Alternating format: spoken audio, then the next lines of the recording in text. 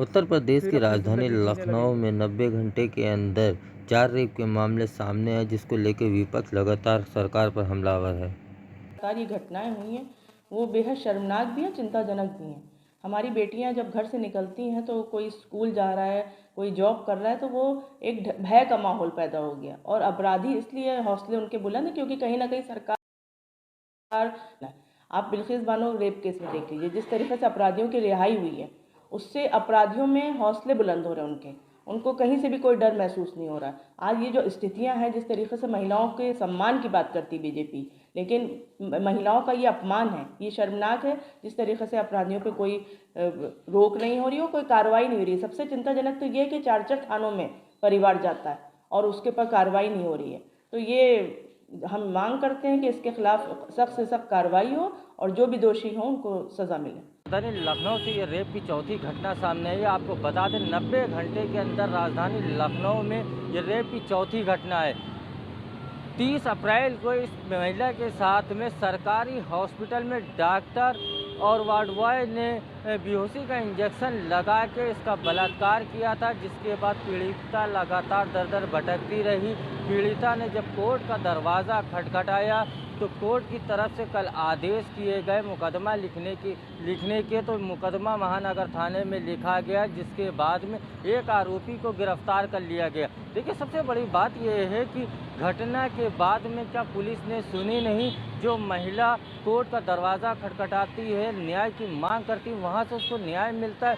देखिए, राजधानी लखनऊ में जिस तरह से आपराधिक घटनाओं के साथ साथ रेप की घटनाएं लगातार सामने आ रही हैं, उससे लखनऊ पुलिस पर बड़ा सवालिया निशान उठ रहा है और विपक्ष भी लगातार सरकार को कटघरे में खड़ा कर रहा है कि कहीं ना कहीं सरकार की ये छूट है, ये ढील है, जो प्रशासन लापरवाही करता है, जिसको लेकर राजधानी लखनऊ में लगातार इस तरह की घटना देखने को मिले। अब देखने वाली बात ये होगी कि सारे घटनाक्रम में मुख्यमंत्री योगी आदित्यनाथ लखनऊ प्रशासन के ऊपर किस तरह की कार्रवाई करते हैं, या राजधानी लखनऊ में जिस तरह की कानून व्यवस्था है क्या उसमें कुछ बदलाव करते हैं, ये देखने वाली बात होगी। लखनऊ कैपिटल बन चुका है। 90 घंटे के भीतर 4 मामले सामने आए हैं और आपको सबसे बड़ी बात ये बता दूं कि ये जो चौथा मामला सामने आया है, ये पूर्व का मामला है। 30 अप्रैल को इस सरकारी हॉस्पिटल में डॉक्टर और कंपाउंडर ने बेहोशी का इंजेक्शन लगा के इसके साथ रेप किया।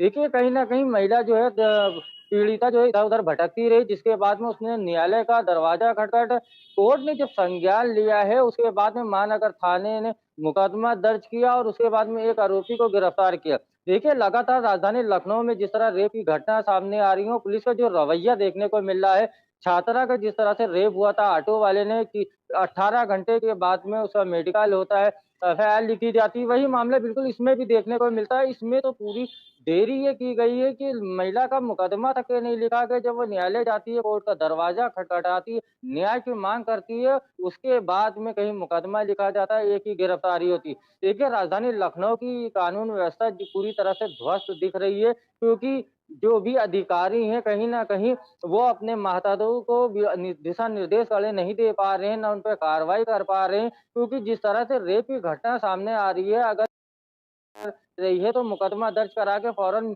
महिला का मेडिकल कराना चाहिए, उसके बाद में आगे की कार्रवाई करनी चाहिए। लेकिन महिला को कहीं न कहीं टालने का, भटकाने का काम होता है, क्योंकि सबसे बड़ी बात, एक बात आपको बता दूँ कि एनसीआरबी के जो अभी आंकड़े आए थे, उसमें महिला सुरक्षा को लेके सरकार ने अपनी पीठ बहुत थपथपाई थी। लेकिन लगातार इस तरह के मामले जब रजिस्टर्ड होते हैं, तो एनसीआरबी में आंकड़े बढ़ते हैं, तो कहीं न कहीं सरकार मुख्यमंत्री योगी आदित्यनाथ है, तो कहीं न कहीं एक तरह से प्रशासन उनको गुमराह करने का भी काम कर रहा है। इतनी बड़ी वारदात हो जाती है राजधानी लखनऊ में, लगातार एक के बाद एक रेप की घटना सामने आती है और प्रशासन का जो रवैया है वो ढुलमुल है। देखिए, मैंने आपसे ये भी एक बात कही थी कि छात्रा का जो ऑटो वाले ने रेप किया है, तो देखिएगा 24 घंटे में कहीं न कहीं इसका हाफ इनकाउंटर हो जाएगा और वही चीज़ सामने निकल के आई कि 24 घंटे बीते हैं और उसका हाफ इनकाउंटर हो जाता है, उसके पैर में गोली लग जाती।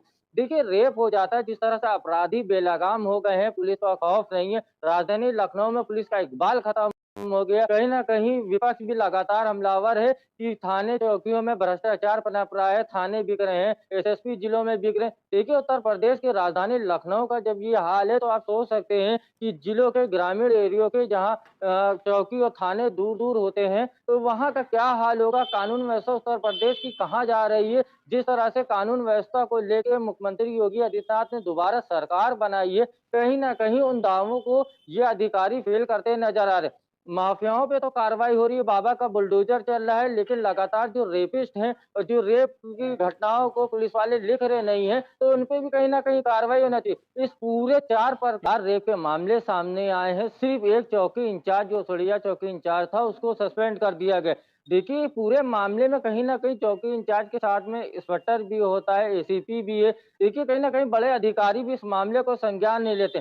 छोटे-मोटे गुडवा करके पीठ थपथपाते हैं और उसके बाद में जब कोई क्राइम हो जाता है, तो हाफ इनकाउंटर करके सरकार को ये दिखाते हैं कि देखिए लगातार ज़ीरो टॉलरेंस की जो नीति है सरकार की, उसपे हम काम कर रहे हैं और कार्रवाई कर रहे हैं, इनकाउंटर कर लेकिन आपको बता दें राजधानी लखनऊ में जिस तरह की रेप की घटना लगातार सामने आ रही है, उससे तो ये लगता है कि उत्तर प्रदेश की राजधानी लखनऊ में पुलिस का इकबाल पूरी तरह से खत्म हो गया। मुख्यमंत्री योगी आदित्यनाथ को ऐसे पुलिस वालों पे कार्रवाई करना चाहिए। सालों से थानों पे जमे हुए हैं जो कहीं न कहीं मलाई खाने के चक्कर में थाने नहीं छोड़ रहे हैं और ऐसे अधिकारियों पे भी कार्रवाई होना चाहिए जो अपने माताओं को कड़े निर्देश नहीं दे पा रहे हैं। देखिए राजधानी लखनऊ की जब ये हाल है तो आप उत्तर प्रदेश के अन्य जिलों का हाल सोच लीजिए कि जब देश के जिलों की बात कर लीजिए या राजधानी की बात कर लीजिए, अगर आप थाने चौकी में चले जाइए तो अगर आप ये ना बताइए कि पत्रकार हैं तो डायरेक्ट आपसे ही पैसे का सवाल कर लेंगे। इस तरह का मामला चल रहा है और दूसरी बात ये बता दें कि जिस तरह से अधिकारी हो गए और पुलिस के जो सिपाही से लेके